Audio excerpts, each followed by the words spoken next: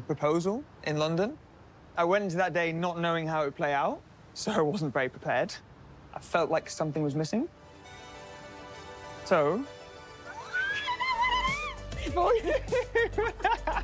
I remember when I started reviewing Tom and Maria and I spoke about stereotypes, and I felt very bad about bringing the issue that the stereotypes might be the reason why Tom was a bit reluctant or was a bit hesitant in regards making Maria his top, and it seems that might have played a part. And then, Benaiah and Nicole, I love this for them. I love how he brings the inner child out of Nicole. I love how Benaiah appears very smitten with Nicole. And then Catherine, the audacity. If you don't want a cheater, then go to a ministry and look for a monk or something like that. Don't terrorize poor Freddie. He doesn't deserve that. Anyway, I digress. Hey there, thanks for stopping by. It's Valerie. Welcome to my channel. If you're new here, don't forget to subscribe, click the like button, turn on the notification bell when I upload new videos, and definitely leave a comment. In this episode, I'll be reviewing Love is Blind UK, Season 1, Episode 6. So it's the following day and I'm pleasantly confused. Maybe it's just me. Last time we left Demi and Ollie, there was an elephant in the room, in the sense that Demi felt some type of way about Ollie having a chat with Catherine. Ollie didn't apologize or say anything to sort of redeem himself in regards to the conversation that he had with Catherine. So I'm surprised that the next time we see them, they're sitting out and he's encouraging her to speak up. Speak up about what? Yes, he noticed that she was upset. But what else? There's no apology. There's nothing at all. It doesn't make sense and I don't get it. Anyway, you have Sabrina and Stephen. They are in paradise. He's exercising. Stephen likes to walk around, with the least of clothing on as he can, because he's exercising in his boxers, and it's like, seriously, last time you were in your Speedos, now you're in your boxers. Please, I hope you don't show up fully naked. We're not ready for that. You have Jasmine and Bobby. They go on their date. They go diving, snorkeling, I think. It looks cute. It's not my jam, but hey, to each their own. You have, Tom and Maria are one of my favorites. They're one of my favorites. I like how mature their relationship seems, because it's a cutesy relationship, but it's also similar to Benaiah and Nicole, because they're on this sort of cutesy wavelength, but they are sort of like that teenage high school love. Whereas if you look at Tom and Maria, that's the sort of mature sort of relationship, people that have been around the block, people that are, really sure of what they want from a relationship. And I worry that these two couples that are having such an amazing trip, when they come back, it's going to be chaos. The producers will never allow them to float through, because if they're going to have a smooth sailing relationship, they would have been the ones shown as the first proposal. But anyway, I digress. So you have Tom and Maria having a conversation. Sort of, Tom is wanting to suss out to see what everybody thought about them as a couple. They seem very attracted to one another. They seem aligned on a lot of things. They seem to really like one another. And so when Tom hears that everybody was very approving and acknowledging of how well they were suited, he's happy. She's happy. I love their little cutesy date. They were happy. Benaiah, we saw him twice with Nicole. They are this is the relationship that Nicole deserves. This is the relationship she deserves. Somebody in the comments said, how can he have money if he's house sitting? English people. Not stereotyping English people, but English people will wear some of the cheapest clothing you've ever seen, will drive some of the cheapest cars, actually cycle to work, and you're like, what the hell? But they're sitting on a bag. When it's time to, they will flash. They'll buy a fancy house, or they'll go on some of the most expensive holidays, because to them, their priorities are traveling. And this is what I think is happening with this guy. This guy has money. I think he's got his own business, Benaiah. So all the money he's making, if he's house sitting, he's not paying rent. He's not paying any bills. What is he doing with the money? I wouldn't be surprised if he's got a bag. I would not be surprised if he's got a bag. As I said in the comments, I once worked with someone who one day he was driving in front of me and I was cursing him out because he was taking too long, only to get to the top of the hill and run up and sort of be complaining to everybody else like, oh, somebody driving this old, car that... Somebody kept trying to pinch me and I couldn't keep quiet because I wanted to vent. When I finished venting, They pulled me aside and they said, "You know that senior consultant on the ward?" I said, "Yes." She said, "That's his car." Imagine my dismay knowing how much I earn as compared to how much he earns. So English people will do it. He will be sitting on money and no one will be the wiser. Anyway, I digress. Didn't mean to sort of divert to that. So he's talking. I think they're sort of discussing making love and on their date, we having sex and stuff. I think they did. If they didn't, I think they stopped close to it. Stopped close to it because you can tell that Benaiah is really attracted to Nicole. He's smitten. He's heads over heels in love, I think, in my opinion. And so he can't wait. And I like the fact that Nicole told him that this is something that's very important to me. I'm not just going to do it just because of the need to do it. I want us to do it when the time feels right because I didn't have sex until I was in my 20s. And Benaiah says the same for me. They are, they look like the Geek Squad. I'm waiting for them to just say, "Okay, bring your computer so that we can fix the problem," because they're that cute, nerdy couple, and I love this for them. Oh my God, I digress. So you have Stephen and Sabrina. They go on a date. They really look like they're having an amazing time.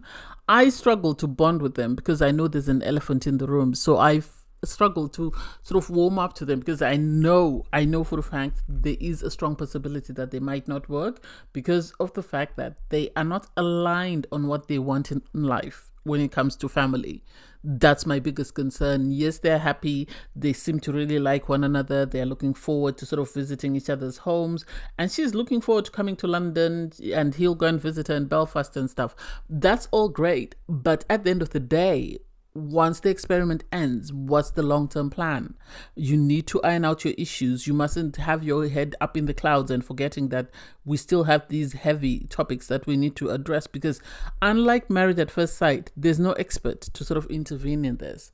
They will have to go to therapy if they are not able to sort of reach common ground. So I wish they'd focused more on that than just, having their heads in the cloud, unless the producers made a big deal out of it when it was really nothing. You have Catherine and Freddie on a date. They look really, aesthetically, they look amazing. But I think once you lift the hood, there's a lot of problems there. There's a lot of insecurities. There's a lot of jealousy. There's a lot of emotional cheating, as far as I'm concerned, because they have a conversation and Catherine is sort of asking, Freddie, have you cheated? And he said, yes. And she said, oh, well, I've been cheated on in every relationship. And it's like, why? Why is my question. Why is it everyone you've dated has cheated on you? And at the end of the day, why did she not ask Freddie, why did he cheat? Because he said she found out, but why did he cheat? And how did she find out? And what did he do when she found out? Those are the questions that I would ask instead of her saying, I now worry that he's going to cheat on me. Maybe there's something about you in a relationship that causes your partners to tune out and sort of, I don't sort of condone cheating. I don't excuse cheating, but why is it one person would have even 1, 2, 3, 4, I don't know how many previous partners she's had, but why would she have everyone in her sort of relationship with her cheat? It tells you that there's something wrong, and she most probably is the one at fault because fool me once, shame on you. Fool me twice, well, if you fooled, you can't get fooled again. So something is not right. It's either she's not choosing the right man or she's very toxic in a relationship that the partners end up tuning out and they end up going for somebody else. Okay, Netflix had money for Love is Blind UK. They had money. The resort where they took the people is amazing. Oh my God. I might look it up and see how much it costs because that looks stunning. And so the cast have another group meetup, which is amazing. You have Emma and Matt sort of turn up and sort of let everyone know that they're coming to the end of the experiment. Well, they're coming to the end of the holiday in Greece. And so they will be returning back to the UK. They will be moving in a neutral environment and they'll get to meet each other's friends, each other's families, and see how that part of their lives work, to see if they can say yes on decision day. And so I loved that. That was cute. Obviously, they had to bring up the elephant in the room, which was the fact that Nicole had accepted a proposal from somebody else, but now she's there with somebody totally different. Benaiah is on cloud nine. Benaiah is smitten. He is ready to run to the altar, dragging Nicole on his shoulder if needed, because he really is that smitten. So then there's this awkwardness in the sense that there's two scenarios. There's Catherine. Catherine, ever since she found out that Freddie cheated in a previous relationship, has sort of turned off. I think she was looking for an excuse. This is me. She was looking for an excuse after meeting Ollie. She developed some sort of feeling for Ollie, or whatever happened there. She was looking for an excuse to turn away from Freddie. And now that he's brought up the cheating, that is reason enough for her to say, I'm done. I'm moving on.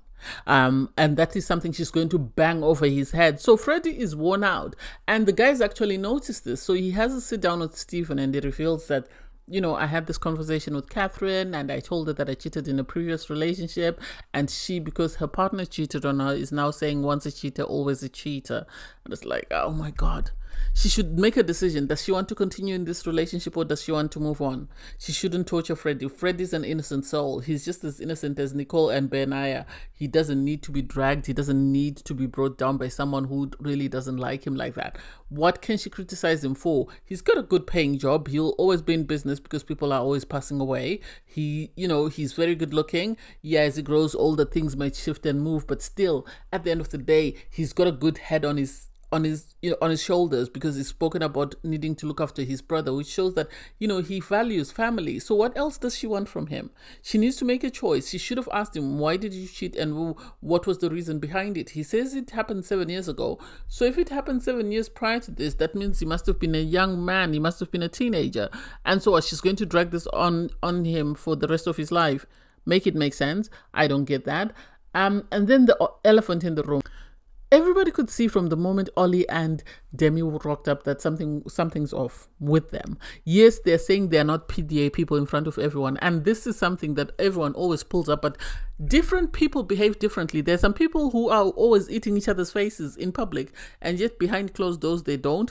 And then there are people that they don't believe in showing PDA, and so they would rather do it in the privacy of their homes, and that's still okay. And according to Demi, this is what is happening with her. So she had a conversation with Catherine, and Catherine was saying, I'm worried about you because you're a totally different person to the person that we saw, in the women's lounge. What happened? I want you to be happy. I didn't want to speak to you yesterday because I wanted to give you time, or I didn't want to speak to you the last time we met as a group because I wanted to give you time to sort of digest everything and sort of be in the right frame of mind. And Demi reassures the girls that no, we're fine. Ollie and I do a lot of intimacy or a lot of PDA, but we only do it in the privacy of our own place. And it's like, there's two reasons one that could be happening. It's either he's ashamed to do it in public, or it's either he is someone who just doesn't believe in PDA and wants to keep that in the privacy of his home with his partner, or private between him and his partner. So Catherine seemed okay with that. And then Demi also had a conversation with Jasmine. We know they're very close friends with Jasmine, and Jasmine felt some type of way because for her, she doesn't want her friends heartbroken, and she wanted to make sure that Ollie wasn't doing anything to upset Demi, because Demi is a shadow of herself, and everyone can see that Demi is a shadow of herself. And so during that conversation, Demi tried to sort of reassure her. You had Ollie have a conversation with Bobby, and Bobby was trying to explain to him that, my fiance and your fiance are best of friends. So what affects your fiance affects my fiance. So it's important that we sort of look out for one another, and it's important that we also look out for them.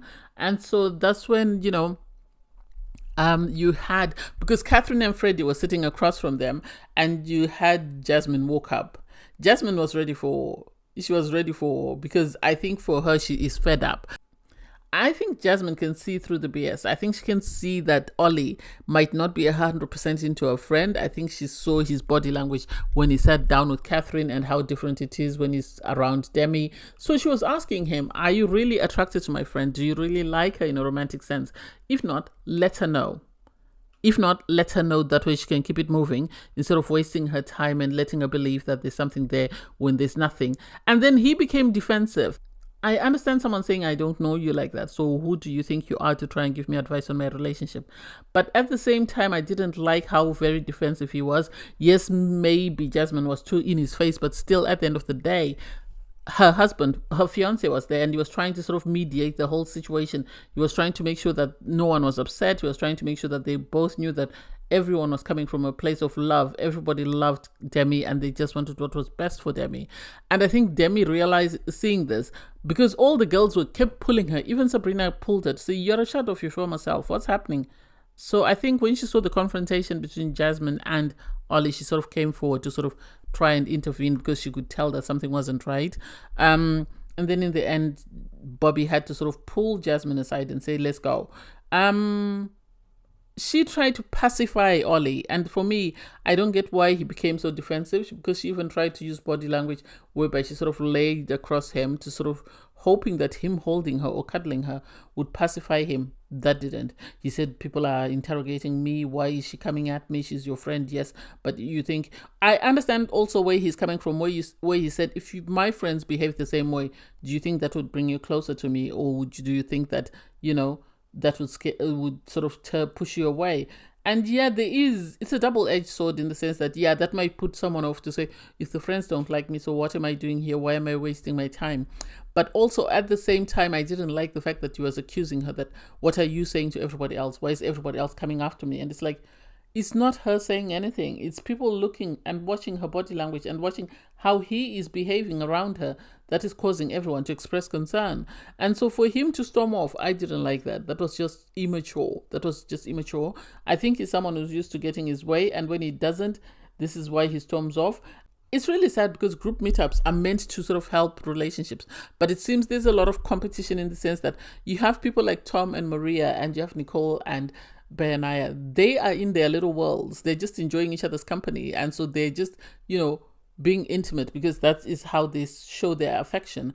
And so for people like Demi and Ollie that don't do that, then they feel some type of way, and they feel like, oh, everyone is judging us, when that's not the situation.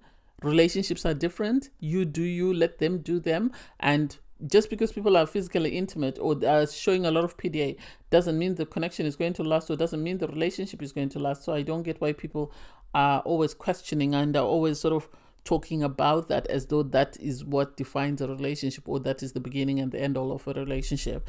So Ollie stormed off, and everybody was uncomfortable. They could tell something had happened, but they didn't know what it was. And I hope the guys sit him down and actually give him sound advice.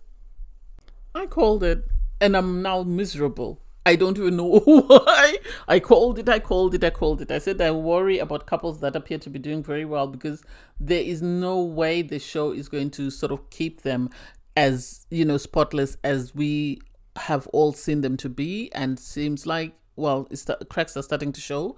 Anyway, you have Freddie have a conversation with Catherine before they leave Greece, and he is sort of still in his feelings, because he feels like she is now judging him because of the fact that he said he had cheated before, which she is, because she told him once a cheater, always a cheater. So I'm not surprised that he feels some type of way. He cries, she consoles him. Do I think she felt bad for him? I don't think so. I think she just didn't want to look bad on camera. This is why she was trying to sort of appear empathetic. I don't think she's managed to get over the fact that he cheated in a previous relationship. So they have this conversation, and then eventually everybody leaves Greece to go back to the UK. And it seems everyone will be living in London. They have found them amazing apartments in London. They're quite big. I wonder how much they're paying for that, because that looks massive. And so everybody moves in, and Ollie and Demi are the last to move in. And I think because Ollie, before they left Greece, was sort of talking about leaving the experiment. We had a conversation with Demi where he said, I am not myself, you are not yourself, and I am not sure whether I want to stay in this experiment. And it's like, why do you not want to stay in the experiment? Is it because you feel like you've been attacked and people have seen through your BS? Or is it because you just feel insecure? With Demi, she feels insecure. Yes, she's struggling mentally, but with you, I am trying to sort of suss you out. Anyway, the couples move in. You have Sabrina and Stephen. They are on cloud nine. This is an opportunity for her to sort of get to see London and see whether she would be happy to move in once they got married, which I get, because at the end of the day, it seems they are convinced that they're going to say yes, or they're actually going to go through with the wedding. So good for them. I wish them all the best. Their apartment is amazing. They go to the rooftop to sort of just view the scenery. They are on cloud nine. You have Benaiah and Nicole. Well, when he proposed, apparently he didn't have a ring, so he then gives her the ring, and it's so cute because of the way Nicole was sort of hopping on one spot because she was so ecstatic about the proposal. He then it seems they've become physically intimate, according to him. Benaiah is happy. He loves Nicole. He is on cloud nine and is very sweet and caring towards her, which I really like because she seems to be a very vulnerable young lady. And so I hope he continues to take very good care of her. You then have Catherine and Freddie have another conversation. He is still feeling some type of way. She is still trying to get over the fact that he's previously cheated. And it's like, that's 7 years ago, love. You either need to make a decision. Do you want to stay with this man or do you want to pack your bags? You can just shuffle across and go to Ollie and leave Demi with Freddie, because I think they would make a better couple. I think they would understand each other. I think they would have sort of the capacity to look after each other emotionally and give each other what they need in a relationship, because you and Ollie, Catherine, sadly, are coming across as very selfish and very self-centered. You have Ollie and Demi move in. What do I think? I think they are a train wreck couple. And the producers are going to milk it for all it's worth, which is really sad because I don't think Demi deserves that. I don't think she deserves to be with someone who's not sure about her. She comes across with a lot of insecurities. So the idea that she's going to be stuck with this man who might not feel about her the same way she feels about him is something that I'm not looking forward to.